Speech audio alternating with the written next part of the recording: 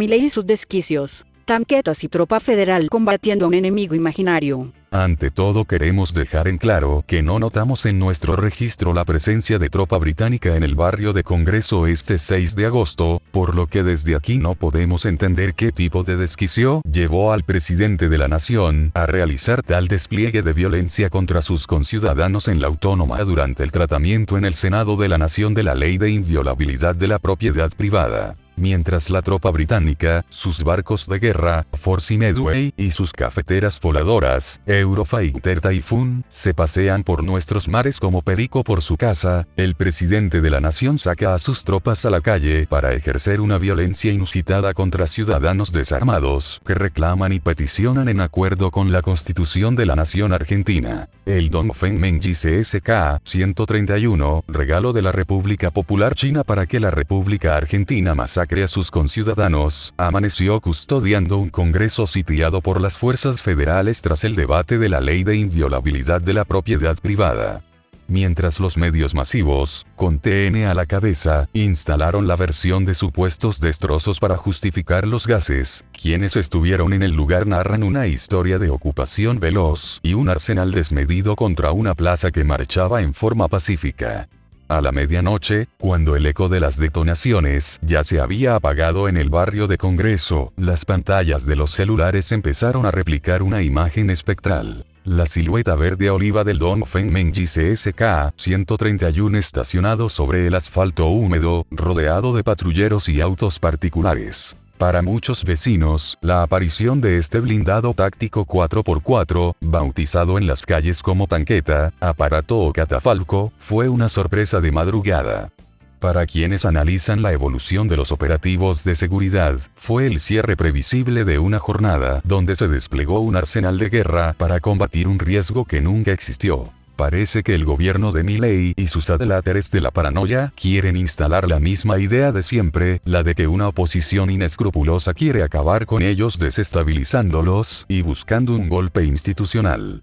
Ese enemigo imaginario no se condice con la realidad de una manifestación en protesta por la ley de inviolabilidad de la propiedad privada, que hasta el mismo gobierno recortó para que se la aprueben. El saldo de la violencia estatal en la zona de Congreso. La represión estatal, obra del tándem criminal entre el ocupa Jorge Macri y Javier Milei, durante la movilización frente al Congreso del 6 de agosto de 2026, en rechazo al proyecto de ley de inviolabilidad de la propiedad privada, dejó un saldo alarmante de violencia institucional, según los registros recabados por los organismos de derechos humanos, y nuestra propia cobertura en el lugar. Detenidos. Se registraron inicialmente 12 detenciones en el operativo represivo de las tropas federales y la policía de la ciudad. No obstante, al cotejar los datos en la zona con otros medios, la cifra de personas privadas de su libertad ascendió a 29 casos. Ante la posibilidad de duplicidad de nombres en la vorágine de la jornada, nos mantenemos cautos con el número final, pero constatamos que la cifra real supera largamente la información oficial difundida. 3 de ellas fueron capturadas por las tropas federales bajo los cargos de atentado y resistencia a la autoridad, la figura de siempre para criminalizar la protesta, mientras que las restantes fueron tomadas como rehenes por las fuerzas gubernamentales de la ciudad. Heridos por la represión a manifestantes y a la prensa. La cantidad total de heridos es difícil de cuantificar debido a la magnitud de la ofensiva. Informes preliminares contabilizaron una gran cantidad de afectados por el impacto de postas de goma, golpes y los efectos de los gases lacrimógenos y gas pimienta arrojados por las tropas federales y del gobierno de la ciudad autónoma. Según pudimos constatar en el lugar, el nivel de agresividad fue selectivo contra quienes registraban la represión, superando ampliamente el centenar de personas con cuadros de asfixia y contusiones leves, que fueron atendidas de forma autogestiva por brigadas sanitarias voluntarias, ante la ausencia total de asistencia estatal. Casos de gravedad. Según lo verificado in situ, entre los heridos de mayor consideración, destacó una fotoperiodista que recibió un fuerte golpe en la cabeza, provocándole abundante sangrado y lesiones que exigieron su derivación de urgencia al Hospital Argerich para estudios de imagenología. Además, verificamos otros 3 manifestantes con heridas de consideración, que requirieron traslado inmediato a centros hospitalarios, sin colaboración de las ambulancias que debían estar allí para asistir a los damnificados. Reservamos la identidad de los mismos por estrictos motivos de seguridad, ante el accionar criminal de las tropas federales y gubernamentales. Entre el cúmulo de desinformación difundido por los medios masivos, llamó la atención que las cifras de efectivos heridos difundidas fueran sospechosamente equivalentes a la cantidad de personas que las fuerzas reconocían tener detenidas. Asimismo, se encargaron de instalar el relato de 3 uniformados con lesiones de gravedad. Una narrativa basada en lágrimas de cocodrilo que carece de cualquier corroboración o evidencia real, utilizada únicamente para armar una simetría falsa y justificar su violencia inusitada. TN y el guión parapolicial de los destrozos. El quiebre de la jornada ocurrió en las pantallas mediante una sincronización discursiva perfecta. Alrededor de las 18 horas del jueves, los principales canales de televisión sintonizaron un mismo libreto en continuado. Señales como TN, Todo Noticias, lanzaron coberturas de urgencia bajo zócalos tajantes. Los manifestantes rompieron baldosas y bancos para hacer piedras. Así quedó el Congreso después de los incidentes.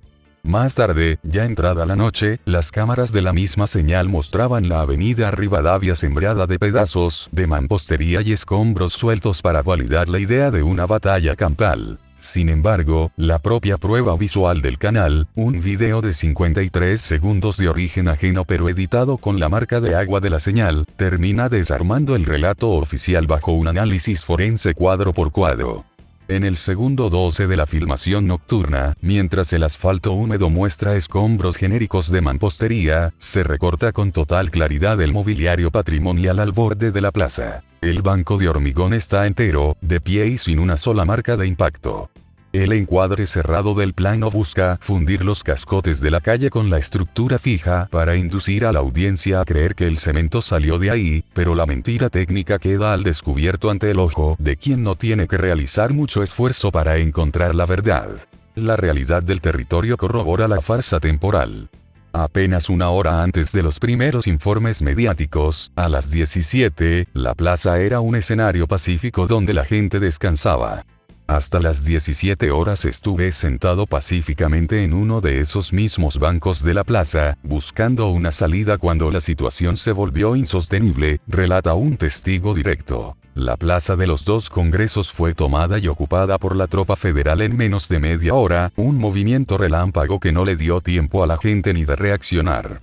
Si los bancos hubiesen sido destruidos para generar munición, los únicos que quedaron en control absoluto del espacio público para realizar o documentar semejante destrozo fueron las propias fuerzas de seguridad, que además contaban con decenas de domos de videovigilancia perimetral en la zona y nunca mostraron una sola filmación del momento de la supuesta rotura. El relato de las piedras y las baldosas funcionó como una pantalla de humo necesaria para legitimar una represión planificada de antemano.